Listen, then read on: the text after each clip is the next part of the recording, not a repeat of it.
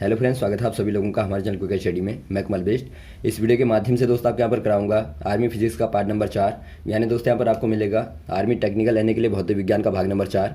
इससे पहले दोस्तों आपको 3 भाग कराए जा चुके हैं, जहाँ पर आपने महत्वपूर्ण क्वेश्चन को देखा। और आज हम दोस्तों यहाँ पर बात करेंगे पार्ट नंबर 4 में कुछ खास क्वेश्चन की दोस्तों, जो बार बार पूछे जाते हैं और जिनकी बहुत पूछे जाने की संभावना रहती है। तो आराम से आप सारे क्वेश्चन को देखेंगे और सभी क्वेश्चन को दोस्तों आप लगातार हमेशा की तरह नोट करते रहेंगे, ताकि बाद में आप इन क्वेश्चनों का रिवीजन कर पाएं। तो देखिए क्वेश्चन शुरू करते हैं। पहला क्वेश्चन क्या दिखता है दोस्तों आपको? क्वेश्चन नंबर 1 दिखाई देता है, एक खगोलीय दूरी इकाई किसके बीच की औसत दूरी होती है? यानी आपको बताना है 1 astronomical unit is the average distance between. यानी आपको बताना है दोस्तों, जो आपका एस्ट्रोनॉमिकल 1 एस्ट्रोनॉमिकल होती है, एस्ट्रोनॉमिकल डिस्टेंस, इसको दोस्तों आप शॉर्ट में कहते हैं AU, यानी कि एस्ट्रोनॉमिकल यूनिट आप कहते हैं। तो ये क्या दिखाती है दोस्तों? ये एक प्रकार की दोस्तों एवरेज डिस्टेंस होती है अर्थ और सन के बीच की दोस्तों, यानी सूर्य और पृथ्वी के बीच की औसत दूरी को आप दोस्तों एस्ट्रोनॉमिकल यूनिट कहते हैं, यानी एक प्रकार से दोस्तों आप खगोलीय दूरी कहते हैं। तो यहाँ पर ऑप्शन नंबर पहला वाला हो जाएगा अर्थ एंड द सन, या फिर आप कहें पृथ्वी व सूर्य। तो ऑप्शन नंबर पहले वाले में आप टिक कर देंगे। और यहाँ पर देखिए दोस्तों, आपका जो 1 एस्ट्रोनॉमिकल यूनिट होती है, ये लगभग आपकी होती है 1 लाइट मिनट के बराबर, या अप्रोक्सीमेटली होती है। तो ऑप्शन नंबर पहला वाला आपका सही हो जाएगा।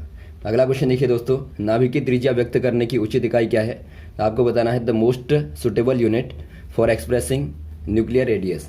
दोस्तों यहाँ पर देखिए, जो एटॉम होता है, एटॉम यानी कि जो परमाणु होता है, उसके केंद्र में यानी सेंटर में दोस्तों एक यहाँ पे सॉलिड स्पेस होता है, यानी कि एक प्रकार का घना यहाँ पे स्पेस होता है दोस्तों। तो इसी को आप क्या बोलते हैं? नाभिक बोलते हैं, यानी कि न्यूक्लियस बोलते हैं। तो नाभिक की यदि आपको त्रिज्या बतानी है, या फिर आप कहें दोस्तों नाभिक का यदि आपको साइज़ बताना है, तो इसके लिए आप कौन सी वाली यूनिट को ज़्यादातर इस्तेमाल करते हैं? यानी जो आपकी सूटेबल यूनिट होती है दोस्तों, इसको बताने वाली वो क्या होती है? वो दोस्तों यहाँ पर देखिए, माइक्रोन होगी, या नैनोमीटर होगी, या फर्मी होगी, या एंगस्ट्रॉम होगी। ये दोस्तों यहाँ पर हो जाएगी फर्मी। ऑप्शन नंबर सी वाला हो जाएगा। आप दोस्तों फर्मी में ही हमेशा देखते हैं। फर्मी में दोस्तों आप रेडियस को देखते हैं, लगभग आपका 1 फर्मी से लेके 2 फर्मी तक। और वैसे आपका यदि आपको फर्मी को मीटर में बदलना हो दोस्तों, तो 1 फर्मी बराबर लगभग होता है आपका 10⁻⁻15 मीटर। तो यहाँ पर ऑप्शन नंबर सी वाला हो जाएगा। वैसे यदि आपका एंगस्ट्रॉम का पूछा जाए दोस्तों, एंगस्ट्रॉम को आप A0 करके व्यक्त करते हैं, इस प्रकार से आप रिप्रेजेंट करते हैं। और ये दोस्तों हमेशा क्या मापता है? वेव लेंथ को मापता है, यानी कि तरंग दैर्ध्य को मापता है। तरंग दैर्ध्य जो वेव की होती है दोस्तों, तो उसकी एक प्रकार की लंबाई को, लेंथ को मापता है। तो ऑप्शन नंबर यहाँ पर आपका हो जाएगा सी वाला। अगला क्वेश्चन देखिए दोस्तों, अर्ग into second is the unit of. यानी आपको बताना है जो अर्ग इंटू सेकेंड है, ये किसकी यूनिट होती है? अर्ग दोस्तों यहाँ पर देखिए, यदि आप बात करें CGS पद्धति की, यानी CGS सिस्टम की, यानी यहाँ पर आप देखते हैं सेंटीमीटर और ग्राम और सेकंड यूनिट। यानी दोस्तों यहाँ पर आप मात्रकों को पढ़ते हैं सेंटीमीटर, ग्राम, सेकंड वाली पद्धति में, तो इसी को आप CGS पद्धति बोलते हैं। और यहाँ पर यदि आप दोस्तों ऊर्जा का मात्रक देखेंगे, ऊर्जा यानी कि एनर्जी का यूनिट आप देखेंगे दोस्तों, तो वो होती है अर्ग। और आप सेकंड जानते हैं दोस्तों आपका टाइम का होता है। तो यहाँ पर आप क्या देखते हैं दोस्तों? तो यहाँ पर आप देखते हैं दोस्तों अर्ग इंटू सेकंड क्या है? एक प्रकार से एनर्जी इंटू टाइम है। तो ये क्या दिखाता है दोस्तों? ये एक प्रकार से प्लांक कांस्टेंट को दिखाता है, प्लांक कांस्टेंट। यदि आप प्लांक कांस्टेंट को निकालना चाहें तो आप जानते हैं एनर्जी इक्वल टू क्या होता है दोस्तों? एक फोटोन की जो एनर्जी होती है, यानी फोटोन की जो ऊर्जा होती है, वो होती है E = hv, जहाँ पर v फ्रीक्वेंसी है और h दोस्तों क्या है? प्लांक का कांस्टेंट होता है। यानी यहाँ से आप h को निकालेंगे तो h बराबर क्या हो जाएगा? E/v हो जाएगा। और आप जानते हैं जो v होता है, जो यहाँ पर आपको फ्रीक्वेंसी दी है, फ्रीक्वेंसी v बराबर क्या होती है दोस्तों? 1/t होती है, यानी 1 टाइम पीरियड होता है। यानी दोस्तों फ्रीक्वेंसी और टाइम पीरियड ऑलवेज क्या होते हैं? एक दूसरे के रिवर्स होते हैं, या फिर आप कहें व्युत्क्रम होते हैं। तो यहाँ से आप यदि v के स्थान पर 1/t पुट अप कर देंगे तो h बराबर क्या मिलेगा दोस्तों आपको? h बराबर E/v इक्वल टू हो जाएगा E/t। यानी यहाँ से आप देखते हैं दोस्तों आपका क्या आ गया? ऊर्जा गुणा समय आ गया। यानी प्लांक का जो यहाँ पर मान होता है एनर्जी इंटू टाइम होता है, या फिर आप कहें एनर्जी अपॉन फ्रीक्वेंसी होता है। तो यहाँ से आप मात्रक को निकालेंगे दोस्तों, तो एनर्जी का अर्ग हो जाएगा और टाइम का सेकंड। तो अर्ग इंटू सेकंड हो जाएगा प्लांक कांस्टेंट का यूनिट। तो ऑप्शन नंबर सी वाला हो जाएगा। और वैसे ही दोस्तों आपको यदि आपको SI पद्धति में पूछा जाता, तो आप जानते हैं ऊर्जा का मात्रक क्या होता है? ऊर्जा का मात्रक होता है दोस्तों जूल। तो जूल इंटू सेकंड हो जाता। तो यहाँ पर आप ध्यान देंगे पद्धतियों को, SI पद्धति और CGS और साथ में दोस्तों एक MKS पद्धति होती है। तीनों में ही आप दोस्तों याद रखेंगे मात्रकों को। अगला क्वेश्चन देखिए दोस्तों, निम्न में कौन एक अदिश राशि है, यानी आपको बताना है which one of the following is a scalar quantity. दोस्तों यहाँ पर देखिए आपको फिजिकल जो क्वांटिटीज़ के बारे में बता रखा है। जो फिजिकल क्वांटिटीज़ होती हैं दोस्तों, यानी कि जो भौतिक राशियाँ होती हैं, भौतिक राशियाँ दोस्तों मुख्यतः 2 प्रकार की होती हैं, जिनमें से पहली आती है दोस्तों स्केलर क्वांटिटी और दूसरी आपकी आती है वेक्टर क्वांटिटी। वेक्टर कहने का मतलब है दोस्तों सदिश राशियाँ और स्केलर कहने का मतलब है अदिश राशियाँ। अब देखिए दोस्तों, जहाँ पर आपको केवल मैग्नीट्यूड की आवश्यकता होती है, मैग्नीट्यूड बोले तो प्रमाण की आवश्यकता होती है केवल, तो उसे आप दोस्तों बोलते हैं स्केलर क्वांटिटी। और यदि आपको वेक्टर में क्या होता है, प्रमाण के साथ में यानी मैग्नीट्यूड के साथ में दोस्तों आपको डायरेक्शन भी चाहिए होती है। डायरेक्शन यानी कि दिशा भी चाहिए होती है। दिशा और प्रमाण की आवश्यकता होती है दोस्तों आपको, प्रमाण की आवश्यकता होती है वेक्टर में। तो यहाँ पर देखिए आपको कौन से वाले में डायरेक्शन की भी आवश्यकता होती है, ये आपको यहाँ पर देखना है। और जिनमें नहीं होगी आवश्यकता दोस्तों वही क्या हो जाएगा, अदिश राशि हो जाएगी। तो पहला आपको दिया इलेक्ट्रिकल करंट। आप जानते हैं दोस्तों जो इलेक्ट्रिक करंट होता है, इलेक्ट्रिक जो करंट होती है या फिर आप कहें वैद्युत धारा जो होती है दोस्तों, वो क्या होती है एक प्रकार से, वो दोस्तों चार्ज पर यूनिट टाइम होती है, यानी I इक्वल टू होता है Q/T।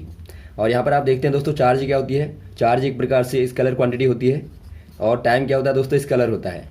तो दोनों ही स्केलर अपॉन स्केलर है दोस्तों, तो क्या मिलेगा आपको, हमेशा स्केलर ही मिलेगा। यानी एक प्रकार से आप कह देंगे जो विद्युत धारा है दोस्तों, ये एक प्रकार से स्केलर क्वांटिटी है, यानी ऑप्शन नंबर ए वाला आपका आंसर हो जाएगा। और यदि आपको दूसरे वाले को औरों को देखना है दोस्तों, इनको आप देखिए, सेकंड वाला आपको दिया है इलेक्ट्रिकल फील्ड।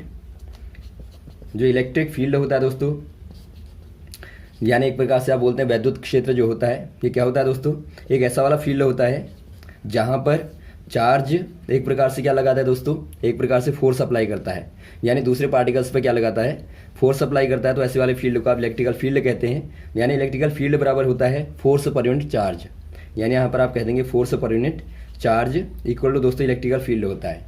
तो यहाँ पर आप देखते हैं दोस्तों फोर्स से क्या एक प्रकार से, फोर्स एक प्रकार से वेक्टर क्वांटिटी है, यानी बल क्या होता है दोस्तों, सदिश राशि होती है, तो ये वेक्टर हो जाएगा।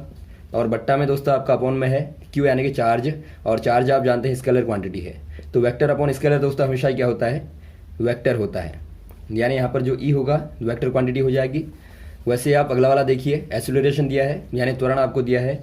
जो एक्सीलरेशन होता है दोस्तों, यानी जो त्वरण होता है वो आप जानते हैं ए बराबर होता है velocity change per unit time, यानी जो वेलोसिटी में यानी कि वेग में जो दोस्तों परिवर्तन होता है समय के साथ में, उसी को आप त्वरण कहते हैं। तो त्वरण क्या है दोस्तों, एक प्रकार से वेक्टर, जो आपका वेलोसिटी होती है वेक्टर होती है और टाइम जो होता है स्केलर होता है। तो वेक्टर अपॉन स्केलर क्या हो जाएगा दोस्तों, ये आपका वेक्टर हो जाएगा। यानी आप कह देंगे जो एक्सीलरेशन है वो भी दोस्तों क्या होता है, सदिश राशि होती है, यानी एक प्रकार से वेक्टर क्वांटिटी होती है।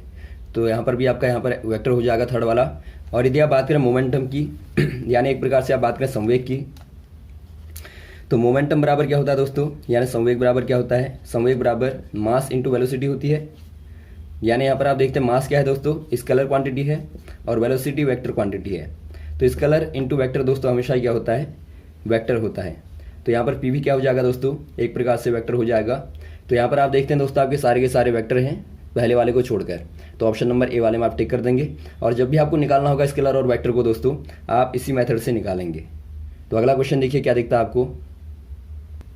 अगला क्वेश्चन देखिए दोस्तों, एक कार बिंदु ए से बिंदु बी तक 40 किलोमीटर प्रति घंटे के वेग से जाती है तथा 60 किलोमीटर प्रति घंटे के वेग से वापस ए पर आ जाती है।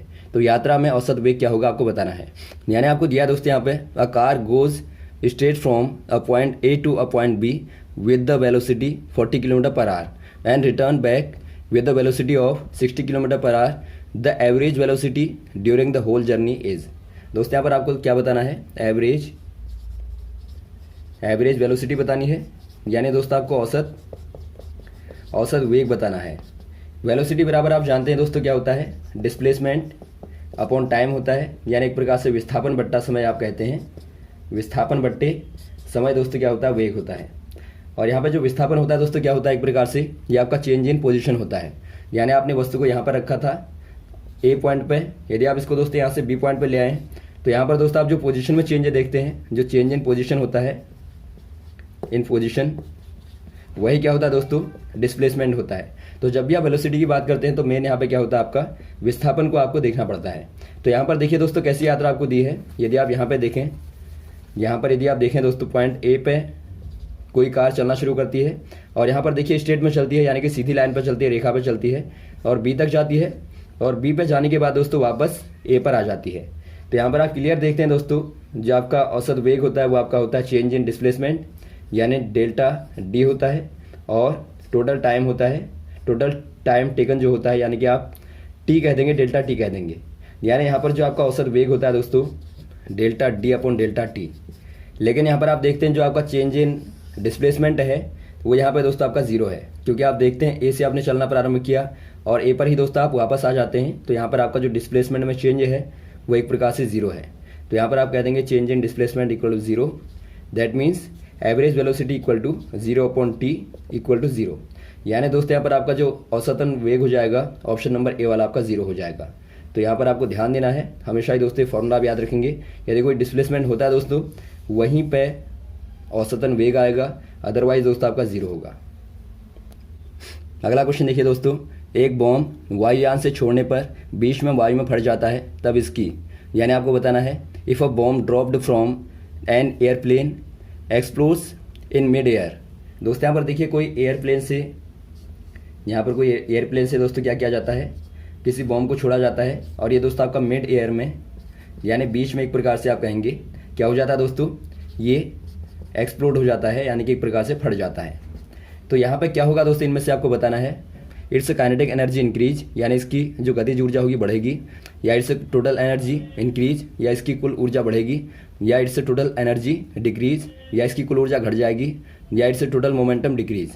दोस्तों यहाँ पर देखिए आपको थोड़ा सा ध्यान देना है, यदि यहाँ पे एक्सप्लोड होगा दोस्तों तो यहाँ पे क्या होगा, जाहिर तौर पर जो वेलोसिटी हो जाएगी पार्टिकल की वो दोस्तों इंक्रीज हो जाएगी, और वेलोसिटी के बढ़ने से दोस्तों क्या हो जाएगा, जो काइनेटिक एनर्जी होती है हाफ एम वी स्क्वायर होती है, यानी 1/2 एम वी स्क्वायर होती है, जहाँ पर एम क्या है, ये आपका दोस्तों मास होता है ऑब्जेक्ट का, और वी जो होती है वेलोसिटी होती है ऑब्जेक्ट की, यानी कि पार्टिकलों की। तो यहाँ पर जब एक्सप्लोड होगा दोस्तों तो वहाँ पर वेलोसिटी बढ़ जाएगी, तो इससे दोस्तों काइनेटिक एनर्जी का मान इंक्रीज हो जाएगा, यानी कि बढ़ जाएगा।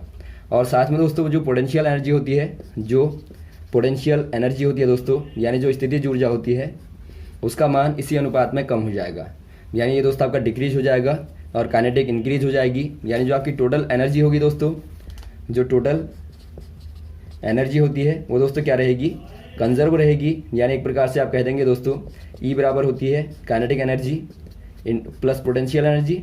तो ये दोस्तों क्या रहेगी, एक प्रकार से कांस्टेंट रहेगी, यानी काइनेटिक बढ़ जाएगी तो पोटेंशियल घट जाएगी, यदि पोटेंशियल बढ़ेगी दोस्तों तो काइनेटिक घट जाएगी। तो यहाँ पर केस आपका पोटेंशियल घट जाती है और काइनेटिक बढ़ जाती है। तो ऑप्शन नंबर पहले वाले में आप टिक कर देंगे इट्स काइनेटिक एनर्जी इंक्रीज, यानी दोस्तों गतिज ऊर्जा बढ़ जाएगी। अगला क्वेश्चन देखिए दोस्तों, टक्कर के बाद जब दो वस्तुएं चिपक जाएं तो इसे कहते हैं, यानी आपको बताना है when two bodies stick together after the collision it is said to be. दोस्तों यहाँ पर देखिए माना कोई ऑब्जेक्ट हैं M1 और M2 दो ऑब्जेक्ट हैं और इनको कोलाइड किया गया, यानी कि दोस्तों आपस में टकराया गया, तो ये आपस में चिपक जाते हैं। तो चिपकने के बाद दोस्तों आपको बताना है ये किस प्रकार की घटना है, किस प्रकार की इवेंट है।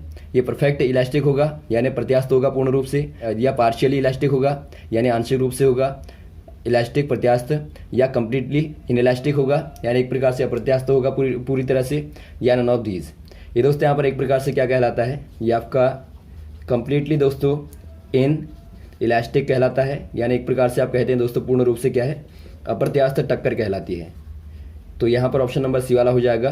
यदि टकराने के बाद में, और यदि दोस्तों टकराने के बाद में दोनों अलग अलग हो जाते हैं उसी वेग के साथ में, यानी उसी काइनेटिक एनर्जी के साथ में दोस्तों, तो ऐसी वाली टक्कर को क्या बोलते हैं आप, परफेक्टली इलास्टिक बोलते हैं। तो यहाँ पर जो हो जाएगा ऑप्शन नंबर सी वाला हो जाएगा इन इलास्टिक कोलिजन।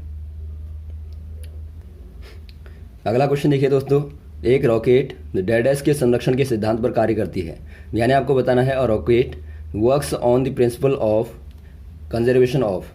ये दोस्तों किसके कंजर्वेशन पर वर्क करती है, मास कंजर्वेशन पे, या लीनियर मोमेंटम के कंजर्वेशन पे, या एनर्जी के कंजर्वेशन पे, या एंगुलर मोमेंटम के कंजर्वेशन पे। दोस्तों यहाँ पर देखिए जो रॉकेट होती है, रॉकेट दोस्तों आपने देखा होगा नीचे की ओर दोस्तों क्या छोड़ती है, लगातार फ्यूल को छोड़ती है और ऊपर की ओर उड़ती रहती है। यानी एक प्रकार से यहाँ पे दोस्तों क्या कार्य करता है, यहाँ पे न्यूटन का दोस्तों थर्ड लॉ कार्य करता है। यानी एक प्रकार से आप कहते हैं प्रत्येक एक्शन की बराबर और अपोजिट डायरेक्शन में दोस्तों क्या होती है, रिएक्शन होती है। तो यहाँ पर एक्शन रिएक्शन वाला लॉ लगता है। यदि आपको दोस्तों थर्ड लॉ दिया होगा तो आप वहाँ पर टिक करेंगे। अदरवाइज दोस्तों यहाँ पर आपको दिया होगा लीनियर मोमेंटम का कंजर्वेशन ऑफ लीनियर मोमेंटम, यानी रेखीय संवेग का दोस्तों संरक्षण जो होता है उसी के कारण दोस्तों ये लगातार ऊपर की ओर चलता है। अब इसको आप थोड़ा सा यहाँ पर समझेंगे। देखिए, माना आपने शुरुआत में देखा दोस्तों, माना आपके पास में रॉकेट है और रॉकेट नीचे आपने रोका है, यानी आपका पहले स्टेबल वाली पोजीशन में है। तो यहाँ पर जो अंदर की एयर होगी, यानी कि अंदर का जो फ्यूल होगा दोस्तों, वो क्या होगा, एक प्रकार से स्टेबल होगा। तो वहाँ पर कोई मोमेंटम नहीं होगा दोस्तों, एक प्रकार से मोमेंटम बराबर जीरो होगा, चेंज इन मोमेंटम जीरो होगा। और आप जानते हैं कंजर्वेशन ऑफ मोमेंटम के अनुसार दोस्तों, यदि चेंज होगा अंदर तो बाहर भी दोस्तों उतना ही चेंज होगा और वो अपोजिट डायरेक्शन में होगा ड्यू टू थर्ड लॉ। तो यहाँ पर देखिए, अगर अंदर आपका चेंज होता है, जब फ्यूल जलने लगता है, शुरू करते हैं जब आप रॉकेट को ऊपर को डालना, तो यहाँ पर अंदर का फ्यूल जलेगा। तो अंदर का फ्यूल जलेगा तो क्या होगा दोस्तों, अंदर वाले जो पार्टिकल होते हैं, जो पार्टिकल होंगे दोस्तों एयर के, उनका जो मोमेंटम होगा, मोमेंटम चेंज होगा। अंदर चेंज होने से दोस्तों बाहर वाला क्या करेगा, उनको जीरो करने के लिए, यानी एक प्रकार से चेंज इन मोमेंटम जीरो करने के लिए दोस्तों बाहर वाला भी चेंज होगा अपोजिट डायरेक्शन में। यानी एक प्रकार से आपका जितना पॉजिटिव होगा उतना ही नेगेटिव होगा, या फिर आप कहें जितना ही एक्शन होगा दोस्तों उतना ही रिएक्शन होगा। तो ये अपोजिट डायरेक्शन में दोस्तों चेंज करता है, यानी एक प्रकार से मोमेंटम को चेंज करता है। तो उससे ही दोस्तों क्या होता है, रॉकेट ऊपर की ओर उड़ता है। तो यहाँ पर आप कह देंगे दोस्तों कंजर्वेशन ऑफ लीनियर मोमेंटम और न्यूटन्स थर्ड लॉ। तो ऑप्शन नंबर आपका बी वाला सही हो जाएगा। अगला क्वेश्चन देखिए दोस्तों, पृथ्वी के केंद्र पर वस्तु का द्रव्यमान होगा, यानी आपको बताना है the mass of an body at the centre of the earth. दोस्तों यहाँ पर देखिए, यदि आप सेंटर पे देखें, अर्थ के सेंटर पे यदि आप देखें दोस्तों मास को, सेंटर पे यदि आप मास को देखें, आपको दोस्तों हमने क्या बताया था, जो द्रव्यमान होता है, यानी एक प्रकार से जो मास होता है दोस्तों, हमेशा ही क्या रहता है, कंजर्व रहता है, यानी संरक्षित रहता है। यानी दोस्तों आप द्रव्यमान को कहीं भी ले जाएंगे तो द्रव्यमान m यदि आपका है दोस्तों, m किलोग्राम है, तो ये m किलोग्राम ही रहेगा।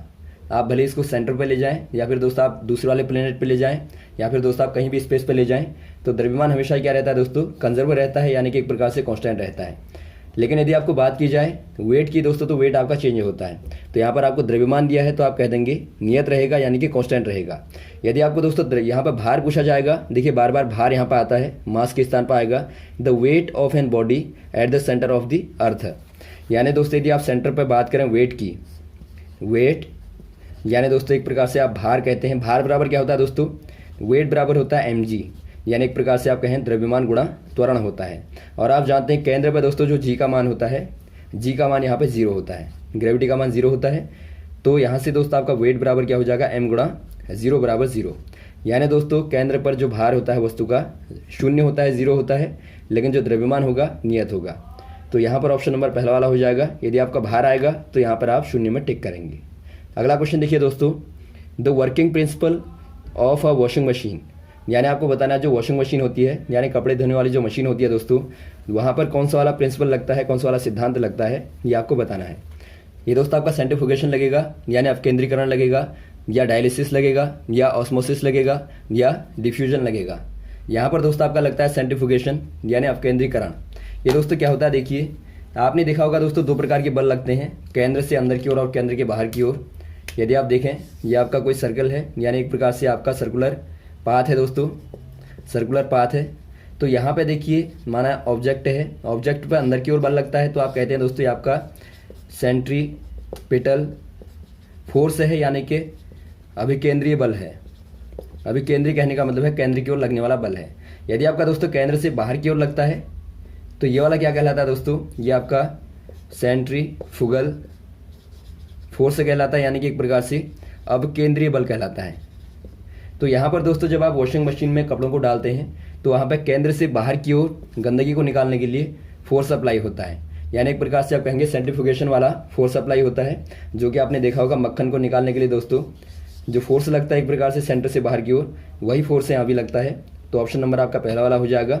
और यदि आपको दोस्तों पूछा जाए जो केंद्र की ओर लगने वाला जो बल होता है, यानी एक प्रकार से आप देखते हैं जो अर्थ पे लगता है सन के द्वारा, या फिर जो इलेक्ट्रॉनों पे लगता है दोस्तों नाभिक के द्वारा, न्यूक्लियस के द्वारा, वो सारे फोर्स कैसे होते हैं दोस्तों, वो सेंट्रीपिटल होते हैं, यानी सेंटर की ओर लगने वाले होते हैं। तो यहाँ पर ऑप्शन नंबर कौन सा हो जाएगा दोस्तों, ए वाला हो जाएगा, सेंट्रीफ्यूगेशन यानी कि अपकेंद्रीय बल। तो यहाँ तक दोस्तों आप क्वेश्चन को तैयार करेंगे, उम्मीद है आपको अच्छे लगे होंगे। और यदि आपको कोई कन्फ्यूजन हो तो आप ज़रूर कमेंट बॉक्स में कमेंट करें, ताकि आपको दोस्तों क्वेश्चन लगातार बताते रहें। Okay, thanks. जय हिंद, जय भारत।